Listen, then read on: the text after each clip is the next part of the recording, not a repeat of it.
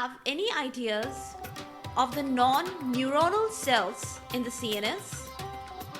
What are the neuroglial cells? What are their types? And what are their functions? How are they helping inside the CNS? How are they working?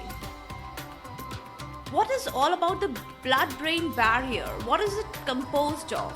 And what is its function?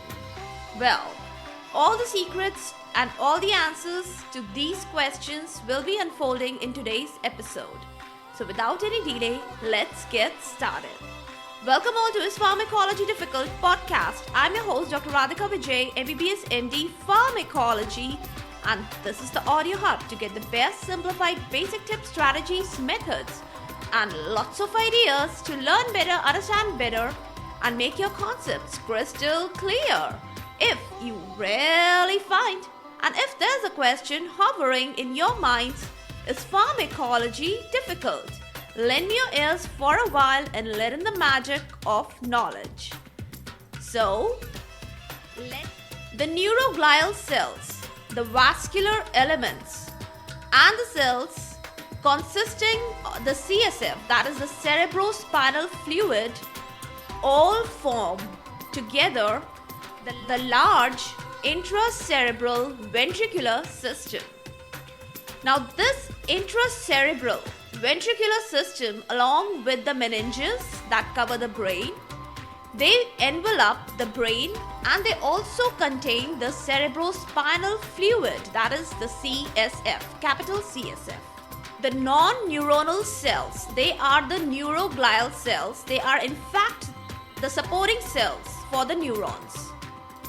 What is their function? Well, it is to keep them intact, in place, to nourish the neurons with nutrients and oxygen, and to keep away the neurons from the disease-causing agents, and to maintain the signals between the neurons. So we can say that apart from the older views of sheer support, they also aid in the signal transduction according to the latest researches. Now, coming over to the classification of the neuroglial cells, well, the classification of the neuroglial cells can be in the form of microglial cells or the macroglial cells. Do you know about the macroglial cells? Well, these are the much abundantly found astrocytes. The astrocytes serve to envelop the synaptic complexes. They also serve as metabolic supporting systems. They also serve to furnish the energy roles. They ensure the proper vascular supply to the neurons. And they also help to maintain the neuronal environment up to the mark by removal of the excess ions and the neurotransmitters. So such a lot of functions, they are done by the astrocytes. The other macroglia cells, they are the oligodendroglia cells, the ependymal cells and the radial cells. Now we have heard about the myelin sheath. Myelin is the electrically insulating cover of the axons. It allows the action potential propagation through its structure. And do you know how it is made? Well, it is produced by the oligodendroglial cells. Coming over to the ependymal cells. The spinal cord and the ventricular systems, they are coated with the ependymal cells. And these ependymal cells, they are also responsible for the secretion of the cerebrospinal fluid, that is the capital CSF. The function of the radial cells is in the form of neuroprogenitors and also as scaffolds. What else we gonna know about the CNS structure? The immune cells in the CNS, they are the microglial cells. They serve as macrophages. They are actively involved in the damage to the neurons, especially during inflammation. Now, can you imagine what will happen if these microglial cells, they become scarce or deficient? Well, it may result in many variety of pathologies of the brain and the central nervous system. And can you imagine what could be the situation in the states of neuroinflammation? Now, during the neuroinflammation, the ratio of the microglia cells to the astrocytes, it finally decides the extent of harm or protection to the brain. So we can say that one cannot deny the important role of neuroglial cells, whether it's macroglial cells or it's microglial cells, especially in the depth, regulation, and the functioning and the signaling in the central nervous system. Next, we got a chit chat about the blood-brain barrier. Well, what is a blood-brain barrier? It is a wall or a kind of separating structure between the peripheral cells, the peripheral blood capillaries, and the central nervous system. Do you know about its composition?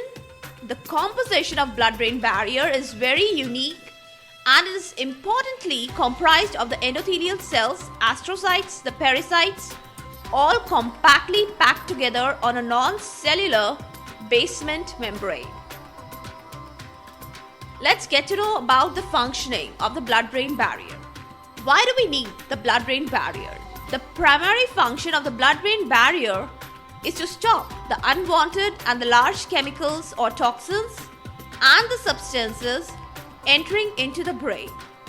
But lipophilic substances, they can easily pass through the blood-brain barrier and they can be stored inside the brain. The carrier cells within the blood-brain barrier, they are very capable enough to carry the amino acids and the glucose, etc., the most important elements which are required for the proper functioning of the brain. One of the examples is the amino acid carrier, which is responsible for carrying the levodopa across the brain, and that is very essential during the treatment of Parkinsonism. So that's all from my end. We studied about the non-neuronal cells, we studied about the blood-brain barrier, and we got to know a lot about the structure and the functioning inside the central nervous system. I'm gonna give you a little hint about my next episode. It's gonna be all about the chemical neurotransmitter signaling inside the central nervous system. A kind of an introduction and a quite intensive peeping inside the nitty-gritty functioning of the chemical neurotransmission signaling of the central nervous system. So we'll be covering the structure also and the process also. For all the updates and latest episodes of my podcast, do visit www.ispharmacologydifficult.com, where you can also sign up for a free monthly e-newsletter of mine, that is Pharmacology Further Newsletter. It comprises of a lot of medical updates, drug updates, and a lot of other sections like my writing updates, some nutrition talks, and also some off-the-cuff talks. You can follow me on different social media like Twitter, Insta, Facebook, and LinkedIn. They all are with the same name. It's Pharmacology Difficult.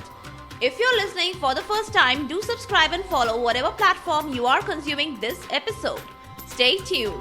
Do rate and review on iTunes, Apple Podcast. Stay safe, stay happy, stay enlightened. Thank you.